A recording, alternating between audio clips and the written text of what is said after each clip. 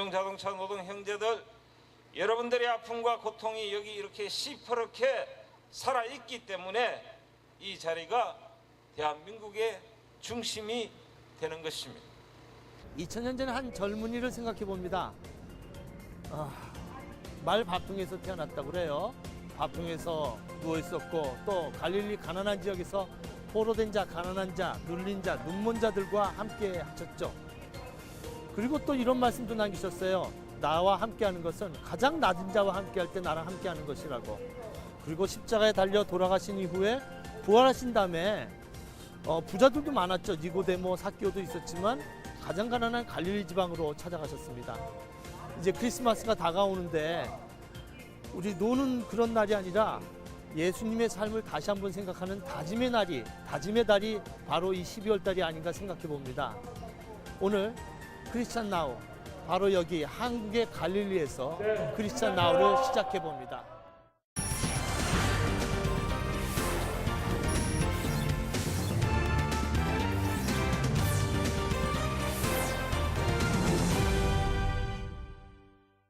첫 번째 순서로는 CBS 기자들이 집중 취재한 이슈 리포터입니다. 오늘 이 순서를 위해서 최홍국 생명평화교회 목사님, 김종인 뉴스엔조이 대표, CBS 송주열 기자 나오셨습니다. 감사합니다. 네, 안녕하세요. 이번 주 크리스찬 나우에서는요, 제가 앞서 오프닝 멘트를 했던 곳이 어딘지 여러분 아시겠어요? 저기 그 대한문입니다. 대한문 앞에 그 희망 텐트가 있는 거기에 그 쌍용 해직자 희생자 분향소 앞에서 제가 오프닝 멘트를 드렸습니다. 오늘 특별한 교회 얘기를 좀 나눠보려고 해서요. 교회 꼭 성전이 있어야 된다, 이렇게 막 빨간색 십자가가 있어야 된다, 이렇게 생각하는 분들이 계신데 시멘트 건물이 아니라 이 온 세상을, 거리를, 뒷골목을, 광장을 교회 삼는 교회가 있습니다. 그리고 꼭 앞에 목사님이 나오셔서 말씀해 주셔야 되는데 그것이 아니라 모두가 그 대제사장이 되고 또 아픔을 갖고 있는 사람들의 말씀을 듣고 그분들을 직접 위로하는 그러한 교회가 있습니다. 그러한 교회 현장을 우리가 찾아갔습니다. 2008년 미국산 쇠고기 수입 협상이 타결됨에 따라 전면 재협상을 요구하는 촛불 집회가 서울 청계광장에서 처음으로 열렸습니다. 광우병 발생 위험 인식으로 인해서 많은 시민들이 자발적으로 참석했고 시위는 계속되었습니다. 이를 진압하기 위한 경찰의 무차별한 물대포 발사와 연행 과정에서의 폭력이 난무했고 이른바 공안정국이 형성되었습니다.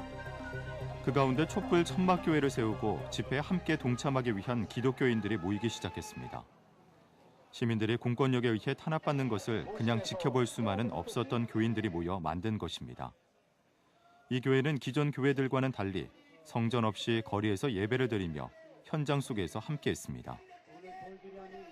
이 현장에 교회가 내려오고 이 역사의 고난의 현장에 하나님의 교회가 함께 서 있는 것이 좋겠다, 이렇게 생각을 해서 손에 촛불을 들고 매주 목요일마다 권력과 자본에 의해 억압받는 이들을 위해 현장에서 기도했습니다. 2008년 촛불 집회에 이어 용산 참사 희생자들을 위로하는 기도회와 4대강 정비 사업에 반대하는 시위 집회, 장기 투쟁 사업장들을 위한 예배 행진을 이어갔습니다. 그리반 식당이 만몬 세력에 의해 그리고 재능교육, 코오롱, 콜특의 해고 노동자들에게 실질적으로 필요한 것들이 돌아갈 수 있도록 함께 투쟁했습니다. 과부의 애절한 기도 소리를 들었던 악독한 재판관처럼 저희들의 간절한 기도 소리에 비록 지금까지 마음은 열리지 않았지만 저희들의 소원을 들어주리라고 믿고 있습니다. 촛불교회는 1970년대 인혁당 사건으로 인해서 유신 독재 정권과 맞서 싸웠던 무교 기도회의 신앙 전통을 이어받았습니다. 당시에도 사회적 약자가 있는 현장에서 예배하는 모임의 형태로 진행됐고 민주화 인권운동에 큰 역할을 했습니다. 하지만 오늘날 그 모습은 사라지고 성장주의로 인해 대형화된 교회와 십자가 있는 건물이 중요시되었습니다. 몸집이 커져버린 한국교회, 그리고 고난의 현장에서 더욱 멀어진 우리의 신앙. 얼마 전에 열린 2012 생명평화대행진은 다양한 정당과 시민단체가 참여했습니다. 제주 강정마을에서 전야제를 시작으로 쌍용 자동차 공장과 용산 참사 현장 등 고난의 현장을 돌고 서울에 입성한 사람들 중에는 기독교인들도 있었습니다. 그들에게 이 행진은 바로 거리에서 드리는 예배였던 것입니다. 그래서 생명이 죽어가는 문제에 대해서 저희 기독단체에서 이렇게 있을 수는 없다는 생각이 들어서 나왔고요. 좀 우리의 작은 마음이지만 좀 모아서 함께 했으면 좋겠다는 생각으로 나왔고요. 예수 그리스도는 콘크리트 교회 건물 안에만 계신 것이 아니라 거리에서 만난 고난받는 민중들과 함께 계셨던 겁니다.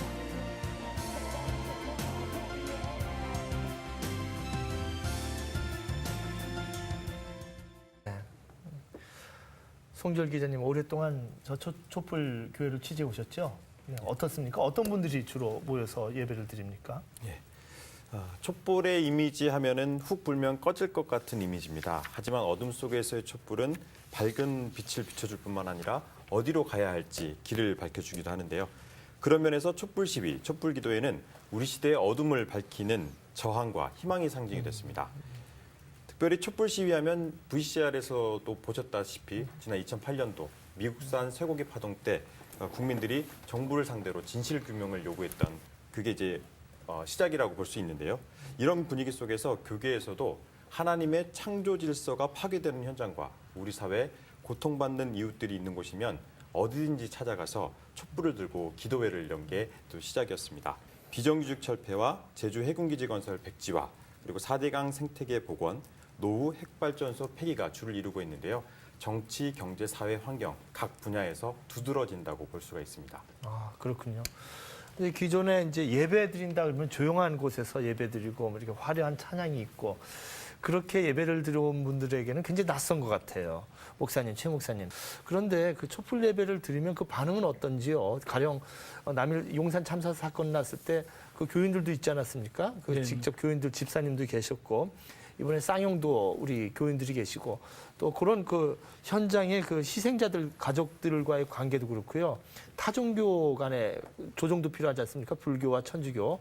어떻습니까? 그 주변의 그 분위기는 어떻습니까? 예, 지난 그 11월 18일 날 저희가 이제 촛불교회 후원 및 또 고난 현장의 성금 마련을 위한 콘서트를 저희가 했었습니다. 그때 이 촛불교회에 함께했던 많은 그 고난의 현장 분들도 거기에 참여를 해주셨고요. 또 그곳에서 그분들은 다음과 같은 말씀을 좀 해주셨습니다.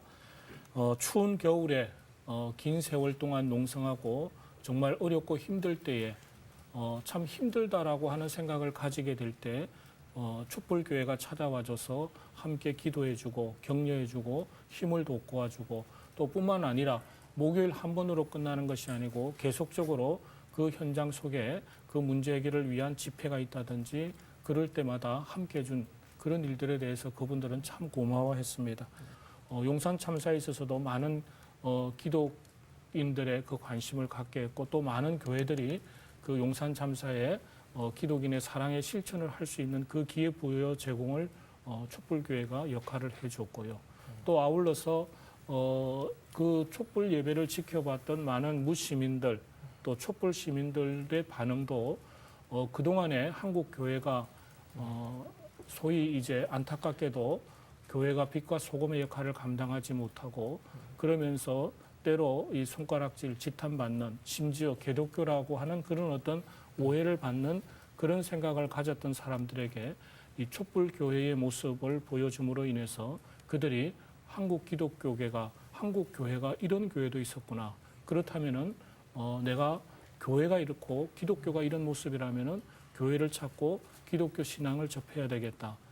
이런 생각을 갖고 실제적으로 많은 분들이 다시금 교회를 찾는 그런 일들이 있었습니다. 그래서 이 촛불교회에 참여한 일부 교회는 오히려 이 촛불교회가 그분들의 교회에 많은 어떤 전도와 또 선교에 큰 보탬까지도 되어졌다라고 하는 촛불교회는 일정 부분 역할을 해냈다고 말할 수 있겠습니다. 그렇군요. 네. 그 촛불 예배가 뭐 한 게 있냐 이렇게 생각하는 사람이 있을지 모르지만 희망버스처럼 뭐 크게 이렇게 하지는 않지만 그것도 의미가 있었, 가시적 효과가 있었지만 촛불 교회는 보이지 않게끔 정말 용산 참사 해결을 위해서 결정적인 역할을 했고 또 홍대 앞에 두리반도 두리반 그 우리 유 선생님도 유 작가님도 기독교인이죠. 네. 네. 그래서 그 해결을 했고 그래서 그런 문제들을 얘기해 주셨습니다.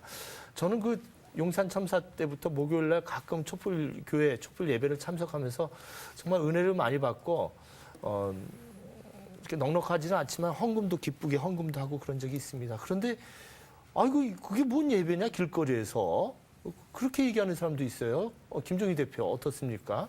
예, 뭐 목사님께서 촛불 교회와 예배에 대해서 좋은 말씀을 해주셨지만은 사실은 이 일을 하시면서 목사님도 많이 어려움을 겪으셨죠. 네. 경찰에 끌려가기도 하고 뭐 폭력도 당하고 촛불 교회 천막이 철거되기도 하고 그런 어려움을 겪었습니다. 그 이유는 뭐냐면 사람들은 흔히 이 배고픈 사람한테 먹을 걸 빵을 이렇게 갖다 주면은 참 저 사람 훌륭하다, 성자다 이렇게 얘기를 하죠. 하지만 저 사람이 왜 이렇게 배고플 수밖에 없을까? 누가 저렇게 만들었을까? 그것을 이야기하면은 빨갱이라고 합니다. 근데 우리는 그렇게 개인에게 구호를 베풀고 구제를 하는 것과 그런 사회적인 구조의 문제를 바로잡는 것을 함께 봐야 되는데 한쪽은 선하다 그러고 한쪽은 악하다 그러고 이렇게 이중적인 면이 있거든요. 우리가 저 멀리 아프리카에서 가난한 사람들, 고통받는 사람들을 위해서 헌신했던 이태석 신부, 카톨릭 신자 아니더라도 누구나도 존경하고 감동을 했죠. 그 마음을 가지고 지금 이 촛불 예배에서 이렇게 가난한 사람들, 고통받는 사람들, 소외된 사람들을 위해서 고생하는 분들이 바로 대한문 앞에 이태석 신부다. 이런 마음을 가져주면은 훨씬 더 편하게 좀 볼 수 있을 것 같아요. 네. 그 흔히들 빛과 소금으로 알고 있는데요. 그 순서로 보면 사실은 소금이 앞에 있습니다. 그래서 썩음을 방지하고 그 골문 상처를 치료하는 이 소금의 역할을 했던 촛불교회의 역할을 여러분 한번 보시려고 합니다. VCR을 보실 때요, 소수라고 생각하시면은 영적인 눈으로 보는 게 아닙니다. 이거 영적인 눈으로 보면은 10사람이 앉아 있어도 10,000명으로 볼 수도 있습니다. 그 남은 자들의 예배 모습. 쌍용차 해고자 복직을 위한 촛불 기도회가 지난주에 열렸습니다. 그 남은 자들의 예배 모습을 여러분들 함께 동참하시겠습니다. 우리나라 세 손가락에 품어 있는 지난달 23일 서울 덕수궁 대한문 앞에서 쌍용 자동차 해고자들의 복직을 촉구하는 촛불 기도회가 열렸습니다.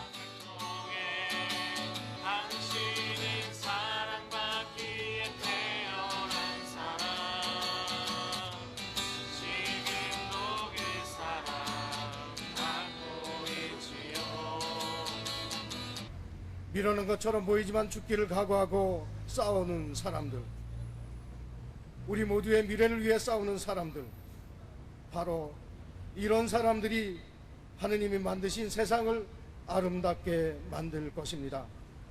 하느님, 함께해 주십시오. 쌍용차 사태의 시작은 상하이 자동차가 쌍용차를 인수하면서부터입니다. 2009년 사측은 대규모 정리해고를 단행했고 노조는 그의 전면 총파업에 돌입했습니다. 77일간의 옥수의 파업 끝에 노사 합의가 이뤄졌고 회사는 해고자와 무급 휴직자의 단계적 복직을 약속했습니다. 그러나 그 약속은 지켜지지 않았습니다. 그로 인해 해고 노동자 및 가족들은 생활고에 시달렸고 돌연사와 자살 등으로 결국 23명의 희생자가 나왔습니다.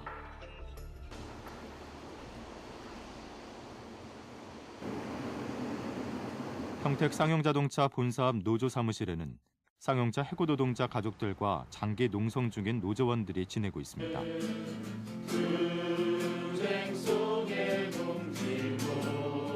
지난달 13일 이곳에서는 기독 청년들이 노조원들과 함께하며 위로하는 기도회를 가졌습니다.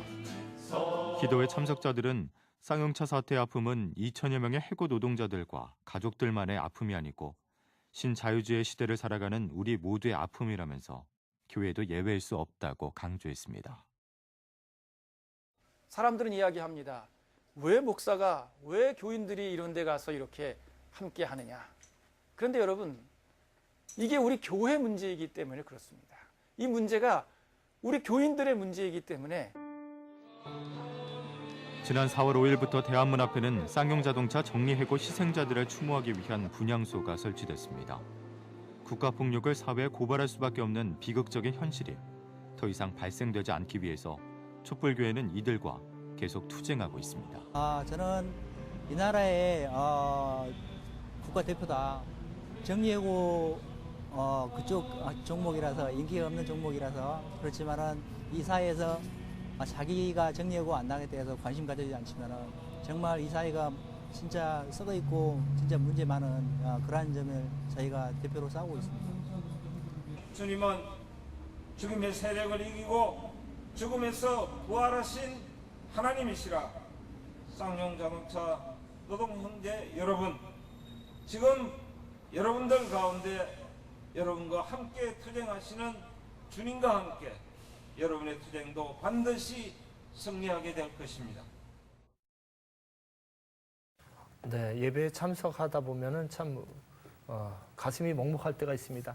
특히 저 VCR에서 맨 앞에 나왔던 그 아이들이 중고등부 학생이죠. 어느 교회였나요? 그 평화를 만드는 교회. 감리교회. 예, 근데 그 중고등학생들이 나와서 노래를 부르니까 뭐 어떻게 해야 될지 모르는 그런 아픔과 또 희망도 느껴지고 그랬는데 어떻습니까? 이러한 예배에 참여하시면은? 네, 그렇습니다. 조금 전에 보셨다시피 그 촛불기도에 참석하신 분들을 보면 길거리를 지나다가 기도에 참석하시기도 하는데요. 그 생명이 파괴되는 현장을 그냥 지나칠 수 없어서 또 기도의 소리가 좋아서 그렇게 참여하시는 분들도 있고요. 쌍차 사태를 취재하면서 우리 그 가족들을 만나봤습니다. 평택에 가서 가족들을 만나봤는데 와락센터라는 곳이 있습니다. 와락센터라는 곳이 있는데 그곳에서 이제 가족들을 만나봤는데 그 가족들은 노조원들 역시 힘들지만 가족들 역시 많이 힘들어하고 있었습니다. 그 노조원들은 또 강제 진압의 후유증으로 시달리고 있었고요. 또 가족들은 심각한 우울증과 또 생활고에 시달리고 있었습니다. 특별히 그 현재까지 해고 노동자들 23명이 또 돌아가신 일은 또 우리 사회 또 아픔으로 또 남아있기도 합니다. 전쟁도 아니고 23사람이 자살한다는 게 이게 말이 되는 사회입니까? 이 쌍차 해고자 현안 문제, 지금 어떤 상황입니까? 전체적으로 쌍차 어떻게 해결을 해야 하나요? 단일 사안으로 이 항공장의 일로 말미암아 무려 23분이 이 죽음으로 내몰리는 이런 어떤 쌍용 자동차의 문제는 한국 사회의 이 노동계의 현실인 그 정리해고 제도라는 문제로 인해서 발생되어졌습니다.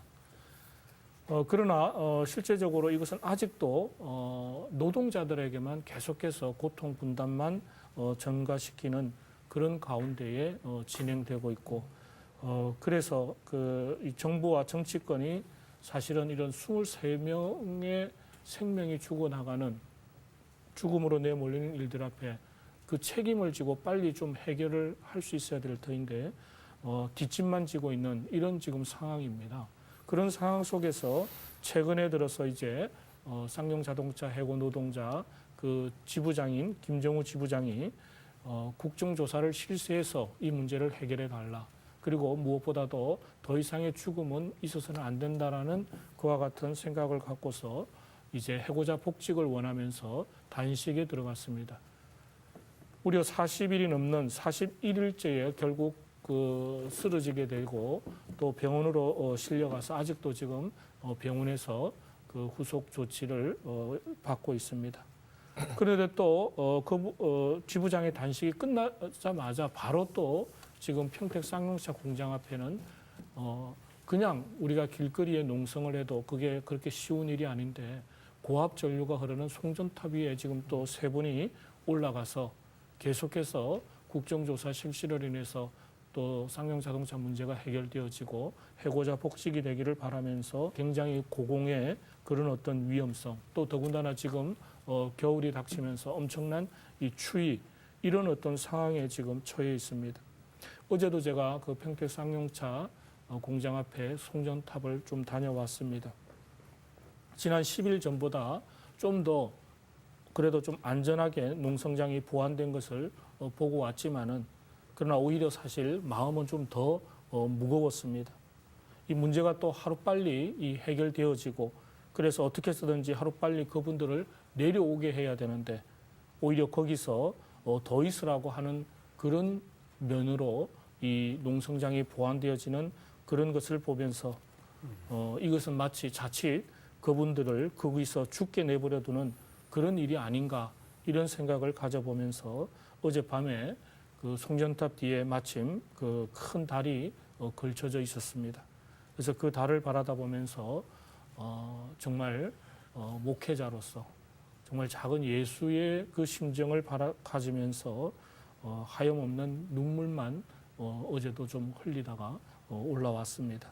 촛불교회뿐만 아니라 정말 한국 교회가 각 지역에서 이런 어떤 사회적 아픔, 고난의 현장의 문제를 좀 더 관심을 갖고 기도하고 나간다면 해결해 낼 수 있지 않겠는가 이런 생각까지도 가져보게 되었습니다.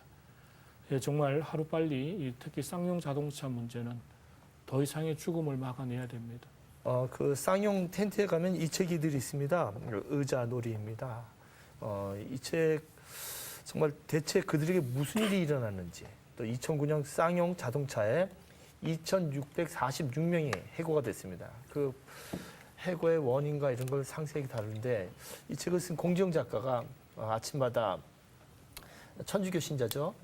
성경을 보고 또 눈물을 흘리면서 썼다고 그런 얘기를 제가 들었습니다. 이제 천주교와 불교 신자들도 같이 해서 이런 아픔의 현장에 나가는데 개신교가 외면해서는 안 되겠죠. 근데 이 책을 보면서 이 촛불교회도 촛불교회라는 책을 한번 내면 어떨까 이런 생각이 좀 들었어요. 네. 우리 촛불교회도 최근에 이제 그동안에 4년, 이제 3년이 지나면서 그동안의 어떤 내용들을 좀 담아가지고 저희들이 지금 책을 좀 준비하고 있습니다.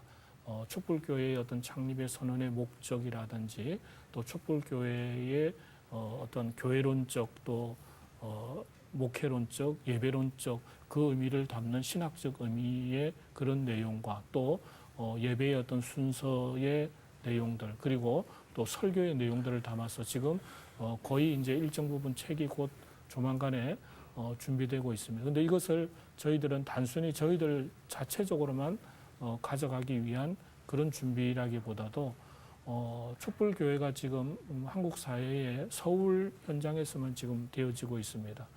아까도 말씀드렸듯이 오늘 우리 사회 전국 곳곳이 그런데 이 촛불교회가 사실 이렇게 전국적으로 다 찾는 일들이 이것이 그렇게 가기 쉽지 않기 때문에 저희의 바람은 각 지역마다 이런 촛불교회의 형태들이 세워져서 각 지역의 현안의 문제 이런 문제들을 해결하는 데에 좀 일을 할 수 있는 그런 어떤 텍스트의 보급이 좀 필요치 않겠는가 그런 차원으로 저희들이 이번 책은 좀 더 대중성 있는 이 의자놀이와 같은 그런 형태의 어떤 책으로 좀 발간을 지금 현재 기획하고 준비하고 있습니다. 너희 몸은 성전이라 이런 성경 구절이 있죠. 우리 몸 자체가 성전이기 때문에 어디에 가든지 교회가 될 수밖에 없습니다. 네, 그런데 지금 이제 아픔 있는 곳을 찾아가는 것만이 교회가 아니라 그 교회에 대한 성서적인 의미, 그 거리에서 교회가 가능한 것인가, 광장에서 뒷골목에서 교회가 가능한 것인가 그런 의미를 우리가 한번 생각해 보고 싶어요. 우리 김 대표님 어떻게 생각하시는지요? 예, 지금 촛불교회는 어떤 딱 고정된 공간이나 위치에 있는 것이 아니고 쌍용 자동차라든지 재능교육이라든지 또 제주도 강정마을이라든지 이렇게 고통받고 신음받는 곳에 찾아가고 있지 않습니까? 이것은 성경에서 우리가 원형을 찾을 수 있죠. 출애굽 시대에 이스라엘 백성이 애굽에서 나와서 광야에서 하나님께서 불기둥과 구름기둥으로 인도하시고 그 인도하심에 따라서 계속해서 이동해서 다녔단 말이죠. 그 다음에 예수님께서도 갈릴리에서 그런 고통받고 소외받고 있는 사람들 그런 사람들을 계속 찾아다니셨죠. 제자들과 함께. 마찬가지로 이 정신이 초대교회에도 계승이 되어서 연대하고 서로 나누고 유무상통하는 그 정신을 가지고 초대교회가 유지되었단 말이에요. 그래서 우리가 초대교회로 돌아가자 이런 말을 많이 하지 않습니까? 그런 점에서 출애굽의 정신, 갈릴리 예수의 정신, 초대교회의 정신을 가지고 있는 것이죠. 이에 비해서 오늘날 우리가 흔히 말하는 교회, 그 교회는 콘크리트에 구조화된 교회, 거기에 갇혀 있다 보니까 이렇게 뭐 돌아다니는 것이 무슨 교회인가 이런 생각을 할 수가 있어요. 그러지만은 예수님께서 그 다윗의 성전, 헤롯의 성전을 파괴하셨고 거부하셨고 그것이 다시 중세에 또 성전 중심의 그런 교회가 되지 않았습니까? 그래서 우리가 지금 이 촛불교회에 대해서 사람들은 좀 어색하다, 이상하다, 저것이 교회일까? 이렇게 얘기할 수도 있지만 성경의 원래 기독교, 원래 교회의 원형을 따라가는 교회라고 생각을 하시면은 훨씬 더 그게 동참하고 하는데 마음이 편할 것 같아요. 저도 참여해봤지만 참 은혜스럽지만 더 많은 사람이 참여했으면 좋겠는데 소수의 인원이 참여하고 또 교회에서 또 외면하는 것 같은 느낌도 들고 그런데 목사님 어떻습니까? 이러한 상황에 대해서 어떻게 생각하시는지요? 교회가 어떤 모으는 그런 일들을 하기보다도 실제적으로는 흩어지면서 복음을 전하고 해야 하는 것이 교회의 실제적인 사명인 것입니다. 그리고 또 그 내용에 있어서는 예수님의 가르침의 그 사랑의 실천적인 그것이 있어져야 합니다. 근데 그동안에는 그 교회의 모습들이 모으는 데만 주력했고 또 자기중심적인 그런 모습들만 가지고 갔던 그런 어떤 잘못된 모습 속에서 많은 사람들이 이런 어떤 촛불교회가 거리에서 또 현장 속에서 하는 그런 일들을 아까 말씀하신 뭐 빨갱이의 인식이라든지 소위 이제 데모하는 인식 그런 관점으로 보는 경향들이 좀 많았습니다. 그러나 저는 이 촛불교회야말로 정말 참된 어떤 교회의 모습을 갖고 있고 또 여기에 담아지는 내용들은 교회론에서도 물론이거니와 또 목회론에서도 그렇고 실제적으로 예배론에 있어서도 가장 성서에 근접하고 또 예수께서 이 땅에 오셔서 하셨던 그분의 그 삶의 모습이 광야에서의 모든 계속해서 현장을 다니시면서 하셨던 그 사역이 바로 이 촛불교회에 담겨져 있지 않는가. 그런 측면에서 오히려 저는 한국 교회의 어떤 새로운 교회의 또 새로운 목회의 새로운 이 예배의 형태를 가져가는 그런 역할을 할 수 있지 않겠는가 이런 생각을 해보게 됩니다. 네, 그렇군요. 그 예수님의 교회는 거리와 호숫가와 광야와 다락방이었습니다. 여러분들 뭐 거리에서 예배드리는 거 이상하다고 생각하시는데 사실은 1970년대 빌리그레암 대집회가 있었을 때 그 여의도 광장에서 땡볕에서 소도 가져오고 이불도 가져오고 거기서 예배드리지 않았습니까? 그 모습이 본래 모습이 아닌가 이런 생각이 듭니다. 촛불 예배에 가면은 그 예전에 문익환 목사님 축도하실 때 이렇게 하시고 팔을 벌려서 이렇게 하셨는데 들꽃 향리교회 김경호 목사님 이렇게 팔을 벌려서 축도하시더라고요. 예. 모두가 함께하는 이런 세상을 만나보실 수가 있습니다. 여러분들 여기 주소가 요 밑에 나올 것 같은데요. www.candlechurch.net입니다. 홈페이지가 candlechurch.net입니다. 여러분들 이걸 기억해 주셨다가 거기 클릭을 하시면은 매주 목요일날 어디서 예배드릴까 장소가 나온다고 합니다. 교회에서 셀 예배를 교회 안에서만 드리지 말고 극장도 가고 뭐 갤러리도 가도 좋지만 언젠가 한번 목요일 예배를 참여해 보시면 어떨까 생각합니다. 소금과 빛이 있을 때 빛내는 것보다도 소금의 역할을 충실히 해온 촛불 예배, 우리 정말 아름다운 예배를 우리 한번 같이 참여해 봤으면 좋겠습니다. 오늘 이 자리에 참여해 주신 우리 최 목사님, 우리 대표님, 우리 기자님 감사합니다. 수고하셨습니다. 고맙습니다. 이렇게 성전 없이 거리로 찾아가는 예배에 대해서 어떻게 생각하세요? 교회가 모이는 장소가 있어야지 교회 아니에요? 그럼 차리는 곳이 성전 아닌가요? 꼭 성전이라는 곳에 가야지만 성전이라고 생각하진 않는 것 같아요. 겉으로가 아니라 마음에서 움직이는 거니까 어느 곳이든 상관없다고 봐요. 성전 없이 예배는 아무 데서나 드려도 되는 거라고 생각해요. 약자들을 편에서 서서 예배드리고 하는 건 괜찮죠. 요즘 한국 교회가 약자들의 편이 되어주지 못하는 것 같은데 솔직히 대형 교회들이 나름대로 그런 일을 좀 맡아서 해줘야 되겠죠. 그러니까 정말 어렵고 힘든 사람들에 대한 부분을 생각을 안 하는 거죠. 넉넉하게 베푸는 것이 우리 현실 사계인데 그러지 못하고 자꾸 이한토굴적으로 싸우는 것 같아서 안타깝습니다. 권력에 아쳐먹고 이쪽 저쪽 권력에 두기 때문에 나는 교회 다니다 안 다녀.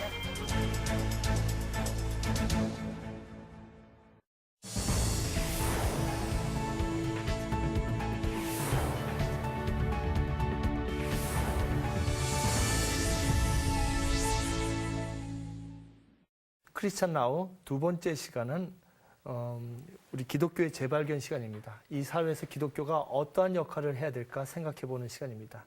우리가 반성하고 우리의 기독교를 다시 재점검하기 위해서 오늘 특별한 손님을 모셨습니다.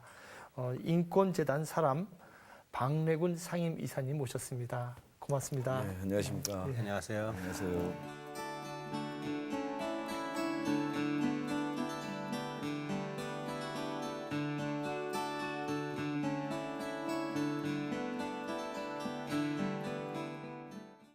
아유, 이사님 그 페이스북 보면은 뭐 분초 단위로 사시는 것 같아요. 너무 바쁘셔가지고. 그러진 않고요. 네, 지금 오시기 전에도 기자회견 하시고 네. 많은 종교인들이 예. 기독교나 뭐 천주교나 불교뿐만 아니라 구제만 하면 다 되는 줄 알아요. 네. 그냥 뭐 떡 갖다 주고 네. 뭐 반찬 갖다 주고 이러면 다 되는 줄 알았는데 사실은 구제뿐만 아니라 구조의 문제도 생각하는 거 아닙니까? 그래서 그렇죠. 인권이라는 게 과연 뭔지 짤막하게 좀 가르쳐 주실 수 있으시겠어요?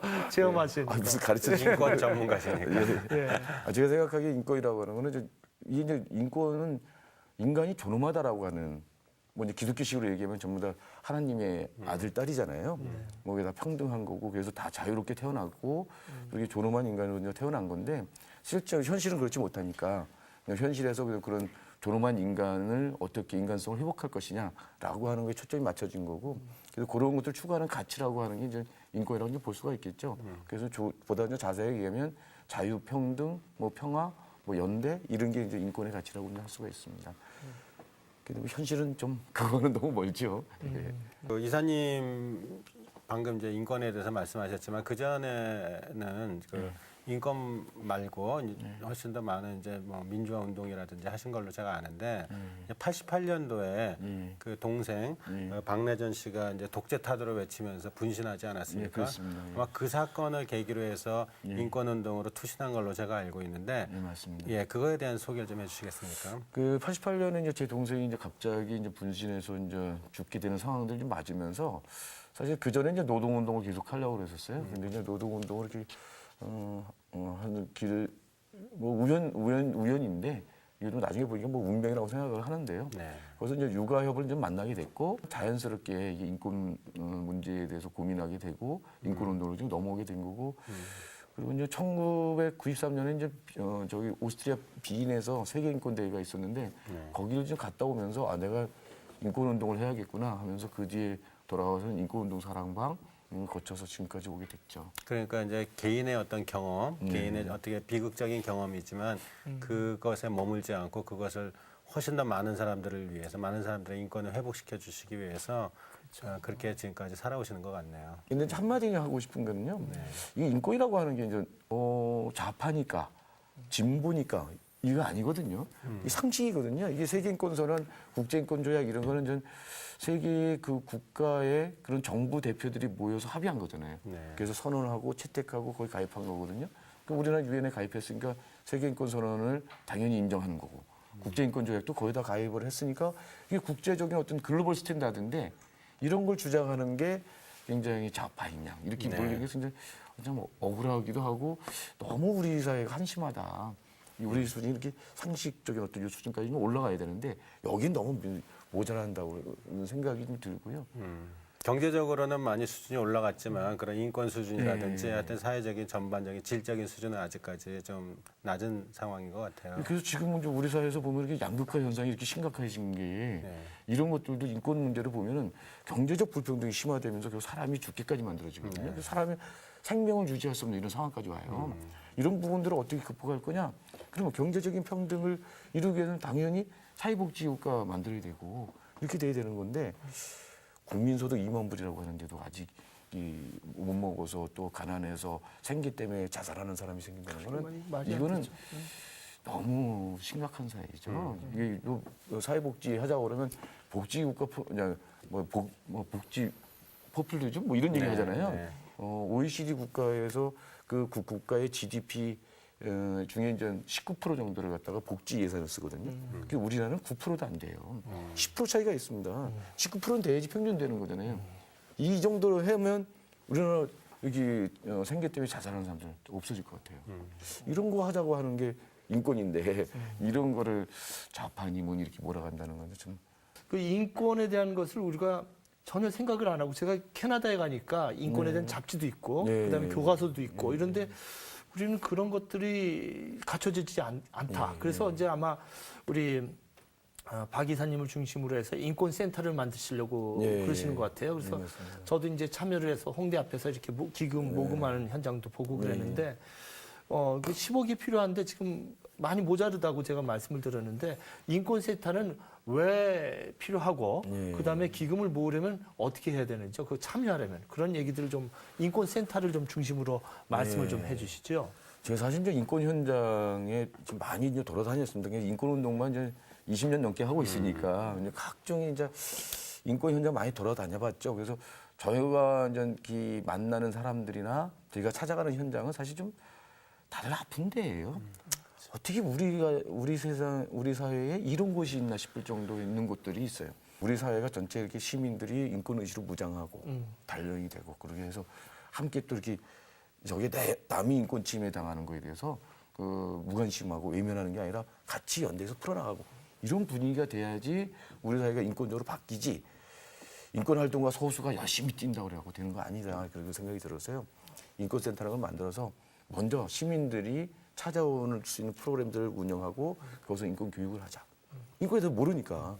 이거 시민들 욕만 할 게 아니라 인권에 대해서 제대로 배운 적이 없잖아요. 인권보다는 경쟁에서 너 이기는 게 좋은 거다라고 그렇게 했죠. 계속 붙이겠잖아요. 제가 경쟁에서 이겨라. 근데 경쟁에서 이기려고 막 하다 보니까 이렇게 야만적인 사회가 됐어요.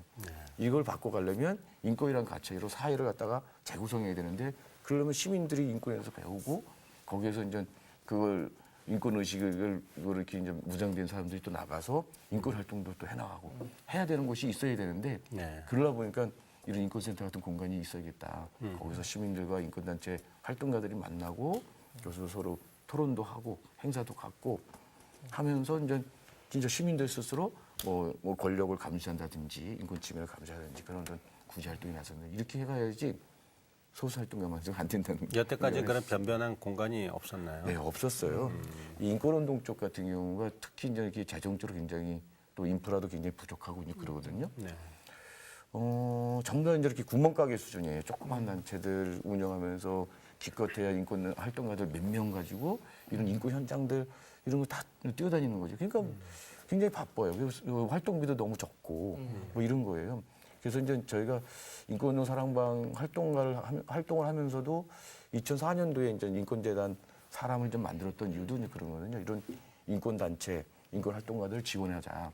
뭐 이렇게 해서 하는데 지원을 잘 못하고 있었지만 이런 인권센터를 만들면서 이걸 한 단계 더 넘어가서 시민들과 함께하는 인권운동 이걸 기초를 만들어야겠다. 사실 많이 늦었어요. 제대로 되려면 국가인권위원회가 만들어지기 전에 민간의 인권센터가 있어서 거기서 사람들이 인권도 배운 그런 사람들이 이제 많이 있어야 되는 거죠. 풀이 많이 형성돼서 그 사람들이 이제 그 시민들의 힘으로 국가인권위가 만들어지고 그리고 국가인권위가 이제 정권의 입맛에 따라서 막 바뀐다는 걸 이걸 봤잖아요. 네. 그런 것도 견제할 수 있는 힘이 있어야 되는 건데 그런 게 없는 거죠. 그래서 굉장히 좀 많이 늦었다. 10억이라고 하는 금액이 그렇게 사실 큰 것도 아닌데, 그래도 지금 얼마나 됐고, 어떻게 참여될까요? 다른 저기 사람들은 우리 사회에서 진짜 10억 모으는 게 아무것도 아닌 것 같이 잘 모르는 사람들이 많은 것 같아요. 근데 인권 쪽에서는 그렇지 않아요. 그렇겠죠. 인권은요, 왜 어렵냐면 국가와 대기업으로부터 이 보조받는 거를 하면 안 된다고 생각하고 있어요. 인권운동하는 사람들이. 왜냐하면 스스로 거부하시는 건가요? 인권을 침해할 수 있는 가해자들이기 때문에 국가는 항상적으로 국가 폭력을 통해서 뭐 여러 가지로 통해서 인권을 침해하는 당사자거든요. 또 대기업들도 우리가 이제 이렇게 노동 문제 이렇게 보듯이 대기업들도 인권 침해의 당사자들이에요. 이런 사람들한테 이런 기관들한테 돈을 받아서 저기 한다고 하는 거는 그런 감시도 제대로 못할 수 있는 거기 때문에 이런 재정적인 독립 이런 게 굉장히 크거든요. 그래서 인권센터도 그 시민들의 힘만으로 만들어 보겠다. 그렇게 생각을 하고 그래서 지금 2,500명 정도가 같이 참여를 했어요. 이건 굉장히 큰 겁니다. 저는 한 10,000명까지 갔으면 좋겠는데 얼마 정도 지금 모금됐어요? 지금 10억을 목표했는데 6억이 좀 넘어갔습니다. 이 기금이 필요한데 그래서 이 책이 제가 책을 이것을 잘 보내주셔서 잘 받았습니다. 예. 그래서 대선 독해 매뉴얼이라는 책입니다. 예. 이 책을 팔면은 또 이게 수익금이 예, 인쇄가 전부 다 저희 그 인권센터 짓는 데로 좀 들어가는데요. 예. 그리고 잘 안 나가네요. 여기 또 홈페이지를 넣어주실 텐데 여기 홈페이지에다가도 이제 클릭해서 들어가면은 기금을 넣을 수 있는 예, 그런 장치가 있습니다. 예. 네. 예, 이제 뭐 대선 때 이렇게 보면은 후보들이 누구다 인물 예. 중심으로 자꾸 가는데 이 양극화 현상 뭐 자살률도 너무 높고 뭐 등등 이런 것들 풀어가려면 어떻게 하냐면 인권적인 관점으로 인권의 가치로 이 후보자들 선택할 수 있는 그거를 만들 수 있겠다 생각해서 저걸 기획하게 됐습니다. 그 인권의 현장에서 아마 기독교인들을 많이 만나실 것 같아요. 그 언제죠? 2009년도인가에 또 NCC에서 이제 인권상도 받으시고 했는데 실제로 이제 그 또 어떤 감동을 받은 점도 있을 거고 속상한 점도 있을 거고 또 이랬으면 좋겠다는 바람도 있으실 것 같아요. 아유, 많이 만났죠. 좋으신 분들도 굉장히 많습니다. 기독교인들. 그래도 우리나라 전 인권운동하는 사람인데 사실 우리나라의 인권운동의 역사를 이렇게 보면 우리나라에서 인권운동을 꽃피우고 선도해왔던 적에는 기독교 세력이었어요. 기독교회가 했었죠. 그 박정희 전두환 그 혹독한 그 군사 독재 시절에 교회가 아니었으면 어디서 인권을 얘기할 수가 없었던 이런 거였었잖아요. 그래서 예전에 그 기독교회관에서 열리는 그런 목요 기도회라든지 이런 것들이 사실 숨통을 틔워주고 우리가 그걸 통해서 인권 문제가 있구나. 이게 그때는 언론에서 이런 인권 문제 하나도 보도도 안 되고 그럴 때 그걸 통해서 우리가 그냥 깨달아갔었던 상당히 그런 거죠. 그래서 문익환 목사님을 비롯한 어떤 그런 목사님들의 그런 선도적인 어떤 인권 활동들 이런 것들이 없었다고 하면 지금의 인권 운동이 전혀 없었다고 생각이 좀 들거든요. 그런데 지금에 와서는 그 민주화가 좀 진행되고 나서는 기독교 운동에서 인권 운동 쪽이 많이 약화됐어요. 또 사회운동 전반적으로 좀 많이 그랬어요. 물론 지금도 열심히 하시는 분들이 계신데 교회가 보다 인권 문제와 이 사회의 어떤 그런 올바른 방향으로 갈 수 있도록 이렇게 하는 거에 좀 더 적극적으로 좀 나서야 될 때가 되지 않았을까 생각합니다. 예, 우리 기독교인이 또 이 인권센터 기금 마련하는데 좀 후원도 하고 참여했으면 좋겠고요. 예, 그래야 될 것 같네요. 그 마지막으로요. 자유평등을 중요하게 생각하시는 우리 이사님께서 지금도 말씀하셨지만 그리스도인들에게 그리고 또 기독교인뿐만 아니라 불교, 천주교를 다 이루어서 또 다른 종교인들에게 구도자들에게 하시고 싶으신 말씀 하나. 저는 제가 이제 성경을 전체 통독을 한 게 이제 1986년도에 감옥 갔을 때 워낙 그때 책도 안 들어오고 그럴 때였어요. 그래갖고 전체를 통독을 하고 그랬는데 이사야서를 저는 좀 좋아합니다. 뭐 이런 하는데 근데 지금은 좀 생각나는 게 그 예수님이 했던 아주 간단한 말씀이죠. 네 이웃을 사랑하라. 네 이웃을 사랑하라. 뭐 이런 말씀이 사실은 그때 얘기가 아니라 지금의 우리 현실에서 굉장히 절실한 거 아니냐. 정말 그 지금의 이제 뭐 기독교인을 비롯해서 이런 종교인들이 이 말씀 한마디를 정말 실천한다면 우리의 문제들 많이 없어질 거다. 사실 그 사람들이 아파하는 게 어쩌면 내가 그런 고통을 당할 수 있는 건데 어쩌면 나 대신 아파하는 거예요. 내 대신 고통당할 수 있는 거예요. 그 사람 문제를 해결하는 게 결국은 내 문제를 해결하는 거고 내가 잘 살 수 있는 길이다. 그 히틀러치아에 있었던 그 네물러라고 하는 그 목사님이 계셨는데 그분이 했었던 얘기가 있잖아요. 나치가 천주교인 잡으러 왔을 때 자기는 침묵했다. 또 뭐예요? 또 유태인 잡으러 왔을 때 침묵했다. 뭐 이런 식의 다 잡혀갔어요. 그때 자기는 침묵했고. 근데 나를 잡으러 왔을 때, 나치가 나를 잡으러 왔을 때 나를 위해서 항해해 줄 사람 아무도 없었죠. 네, 설치해 줄 사람 아무도 없다. 결국은요. 남이 이렇게 그 당하는 그런 고통들, 인권 침해들에 우리가 외면하고 그러면 결국은 나도 거기에 이제 똑같이 이런 고통을 당하게 된다고 하는 점들을 우리가 좀 명심했으면 좋겠다. 바로 그게 네 이웃을 사랑하라라고 하는 예수님 말씀을 실천하는 길이 아닌가 생각을 합니다.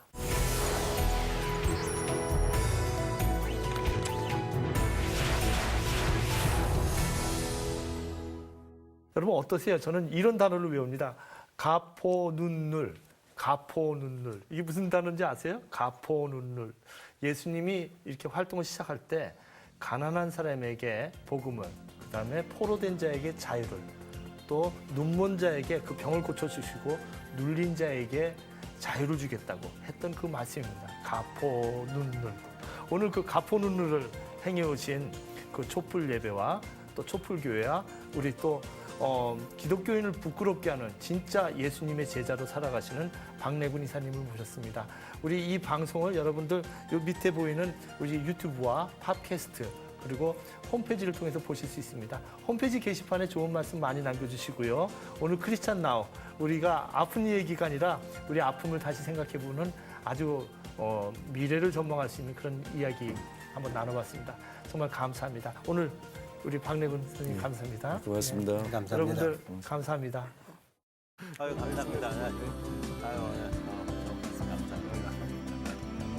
어디 지금 막 급하게 또 이제 기자회견하러 가셔야 되는데. 아니 식사는 제대로 하고 다니세요. 식사 제대로 하세요. 밥 먹는 것도 인권인데 중요한 인권인데 자기 인권부터 지켜야죠. 밥 씹어서 잘 씹는 것 같아요.